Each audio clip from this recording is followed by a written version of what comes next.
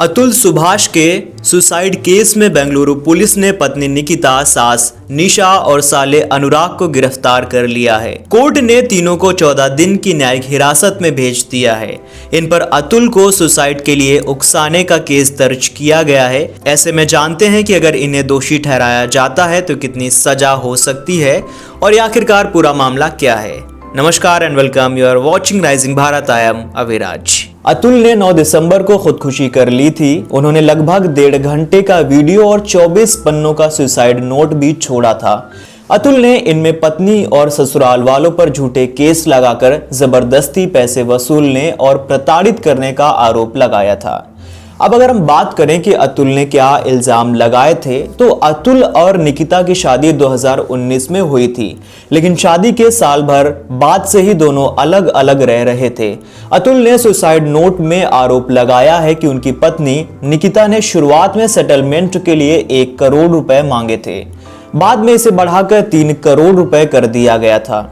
अतुल ने यह भी कहा कि उनकी पत्नी ने नाबालिग बेटी की ओर से केस दायर किया था और हर महीने 2 लाख रुपए का गुजारा भत्ता देने की मांग की थी। 24 पन्नों के सुसाइड नोट में अतुल ने बताया कि निकिता और उसके परिवार वालों ने उन पर घरेलू हिंसा, हत्या, दहेज प्रताड़ना समेत 9 केस दर्ज करवा दिए थे। अतुल ने यह भी बताया कि शादी के बाद से ही निकिता और उसके परिवार वाले किसी न किसी बहाने से उनसे पैसे मांगते थे। अब यहाँ पर यह जानना बहुत ज्यादा जरूरी हो जाता है कि पत्नी और ससुराल वालों की गिरफ्तारी क्यों हो रही है। अतुल के वीडियो और सुसाइड नोट के आधार पर बेंगलुरु पुलिस ने निकिता और उसके परिवार वालों के खिलाफ भारतीय न्याय संहिता की धारा 108 आत्महत्या के लिए उकसाना और 3 क्लॉज 5 के तहत केस दर्ज किया था। अतुल का मामला सामने आने के बाद ही निकिता और उसके परिवार वाले घर छोड़कर भाग गए थे। रविवार को भी जौनपुर में इनके घर पर ताला लगा था। बेंगलुरु पुलिस ने निकिता के घर के बाहर कई नोटिस भी लगा दिए थे। पुलिस ने शुक्रवार को निकिता को समन जारी कर 3 दिन के भीतर पेश होने का नोटिस दिया था। इसके बाद निकिता, उसकी मां, भाई और चाचा ने इलाहाबाद हाई कोर्ट में अग्रिम जमानत की अर्जी भी दाखिल की थी। अब अगर हम बात करें कि ये लोग अगर दोषी साबित होते हैं तो इनकी सजा कितनी हो सकती है। बेंगलुरु पुलिस ने बीएनएस की धारा 108 और 3 क्लॉज 5 के तहत केस दर्ज किया है। धारा 3 क्लॉज 5 कहती है कि जब कई सारे व्यक्ति मिलकर एक ही इरादे से कोई अपराध करते हैं तो उसमें सबकी जिम्मेदारी बराबर की होती है। वहीं धारा 108 आत्महत्या के लिए उकसाने पर लगाई गई है। अगर कोई व्यक्ति किसी को आत्महत्या करने के लिए उकसाता है तो दोषी पाए जाने पर उसे 10 साल की जेल की सजा हो सकती है। इसके साथ ही जुर्माने का प्रावधान भी है। अब यहाँ पर उकसाने की बात कैसे साबित होगी? अतुल ने ये तो अपने वीडियो और सुसाइड नोट में मौत के लिए पत्नी निकिता और ससुराल वालों को जिम्मेदार ठहराया है।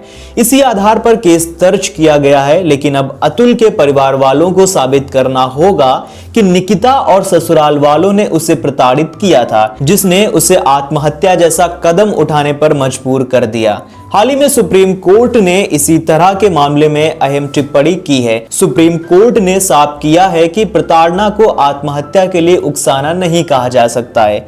सुप्रीम कोर्ट ने कहा कि किसी व्यक्ति को आत्महत्या के लिए उकसाने का दोषी तभी पाया जा सकता है जब इस बात के पुख्ता सबूत हों। सिर्फ प्रताड़ना का आरोप काफी नहीं है। जस्टिस विक्रमनाथ और जस्टिस पीबी वराले की बेंच ने कहा कि सुसाइड के लिए उकसाने का इरादा साफ होना चाहिए। सिर्फ प्रताड़ना किसी को आत्महत्या के लिए उकसाने का दोषी ठहराने के लिए काफी नहीं है। आरोप लगाने वाले को ऐसे सबूत पेश करने होंगे जिससे साबित हो सके कि वो उस व्यक्ति के कारण ही कोई व्यक्ति आत्महत्या करने के लिए मजबूर हुआ है। फिलहाल तो नियम और कानून ऐसा कहते हैं। देश भर में लोग इस बारे में चर्चा कर रहे हैं और बातचीत कर रहे हैं। आप इस केस के बारे में क्या सोचते हैं? कमेंट सेक्शन में लिख करके जरूर बताइएगा। फिलहाल आज की वीडियो में इतना ही। मिलते हैं नेक्स्ट वीडियो में, तब तक के लिए शुक्रिया। अलविदा।